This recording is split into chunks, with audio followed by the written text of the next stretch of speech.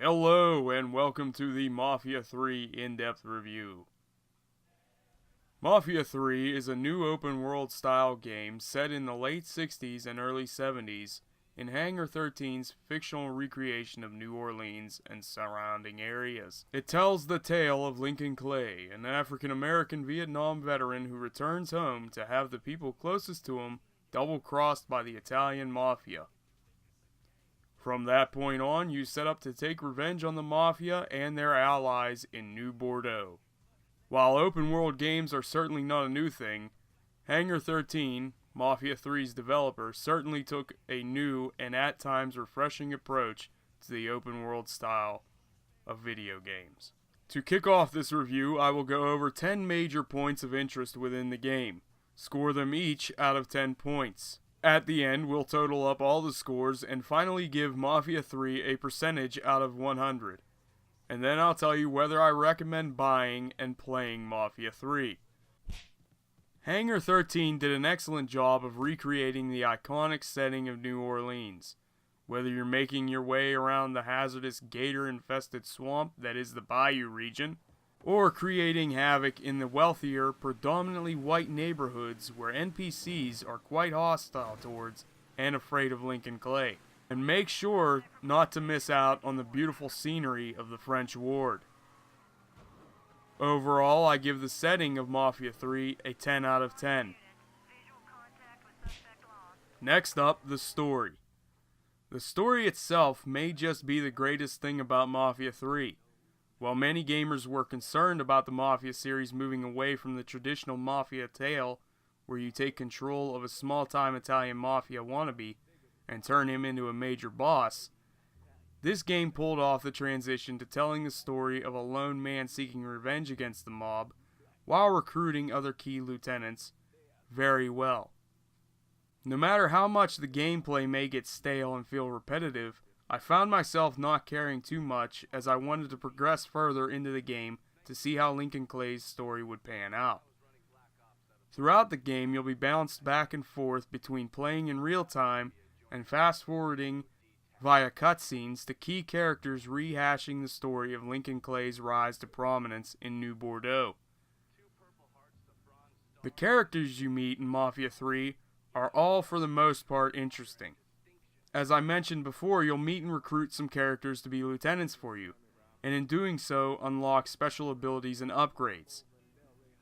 Other characters as well are also well planned out and have great stories behind them. Overall, the story of Mafia 3 gets a 10 out of 10. Graphics. Oh boy, where to start with the graphics of Mafia 3? I'll try my best and keep this one short and simple. Play the game on a beefy PC, and you may experience some of the best graphics in a video game this year. However, if you play on a console, like I did for this review, you're almost guaranteed to experience some very confusing bugs at times. During the gameplay, graphics range from crisp and clean, to all of a sudden becoming washed out, with FPS drops that will make you feel as though you're back in the PS2 and Xbox generation of consoles. The best graphics will be seen during cutscenes, where the animations are perfect and spot on to the current generation of gaming. But outside of cutscenes, the worst offender is the sky design. The sky ranges from a washed out blue cloudy mess to something that looks like a nuclear holocaust during storms. Overall, I give the graphics a 6 out of 10, because as great as the game can look, during those times when it's bad, it's really bad. Here's hoping Hangar 13 puts out an update patch to revamp at least the sky. Voice acting is one of the easiest categories to rate in this game. Each character has great voice acting that fits well with them, from Burke having a spot-on Irish accent to Vito's hardened Italian mafioso voice. The voice acting even captures the rich and unique dialects of characters based on their locations within New Bourdeaux. Overall, I give the voice acting in Mafia 3 a 10 out of 10. The gameplay of Mafia 3 is very much so what has become to be expected of an open world game. You can get lost for hours just driving around taking in the scenery, or spend countless hours just advancing the story. Major game mechanics include banking cash that you collect over the game so that you don't lose it if you should die, which in the beginning is a bit of a pain as you have to travel back to one location to do so. However, after progressing through the story, you'll unlock the ability to have someone drive to your location to collect and store loot on the go. Lockpicking plays a big role in Mafia 3, as it can help you infiltrate an enemy territory without having to go through the front door. Just as before in the Mafia series, there are collectibles to be found all through New Bourdeaux, from Playboy magazines to album covers from the time period. Finding these can be tricky unless you take advantage of the next mechanic: wiretapping. Eventually, after progressing the story a bit, you'll unlock the ability to wiretap entire districts. Doing so will reveal enemies and collectibles, as well as give you the option to recruit enemy bosses to up your income once you take over said territories. Lastly, there's the mechanic of witnesses in New Bourdeaux. Get spotted committing a crime, and you better chase down the witness and stop them from phoning the police unless you want to spend the next bit of game time outrunning the fuzz. Overall, I give the gameplay of Mafia 3 an 8 out of 10 because at times the mechanics of it become quite repetitive. Driving around in Mafia 3 is nothing like any other open world game. Even on the initial setting, the driving feels much more heavy and realistic than the driving of, say, Grand Theft Auto 5. Beyond that, there's also a simulation driving setting which enhances the vehicle mechanics to make it feel even more like a Gran Turismo driving simulator. Taking turns at high speeds is quite difficult to get used to, but welcomed in Mafia 3 as the arcade style of driving of other games has become quite bland over the years. Stealing vehicles is key in the early stages of the game, and if you get spotted doing so, you may have a witness try and call the cops on you. After a while though, you'll unlock the ability to order cars to be delivered to your location, making getting back on the road again a much easier task. This is also where you'll be able to access any special DLC or pre-order bonus vehicles you may have unlocked. Overall, I give the driving mechanic in Mafia 3 a 10 out of 10. The combat in Mafia 3 feels solid to begin with, but again, after some time, does tend to get a bit stale. For this review, I've broken down combat into two categories: standard enemies and cops. And believe me, there is certainly a difference between the two. When it comes to standard enemies, these are the characters you'll be tasked with taking down in order to take over districts, and eventually the entire city. You can choose to go at them two different ways: quiet and stealthy, which feels much like the Far Cry series, where you'll hide and try to draw enemies out one by one, or you can attack them using a loud approach by either running in and gunning them all down, or drawing them to a central location and setting them up for a surprise explosive. The second type of enemy is, as I previously stated, the police. Their response to Lincoln Clay varies, not only based on his crime, but also where the crime is committed. Do something wrong in a poor, more black area, and you can expect a slow and easily avoidable response from the cops. But commit a crime in a wealthy white neighborhood, and you'll have the cops on you like white on rice. When the cops first get tipped off to your activities, the map around you will be covered in a blue circle. To get away from police, you need to get out of the search area. But if you have the police watching you as you leave, you can expect them to continue pursuing you. Let me tell you this: if you manage to have more than one squad car on your tail as you try to escape, you can expect to have a seriously tough time getting away, as the police will not hesitate to empty their weapons into either your vehicle or even you.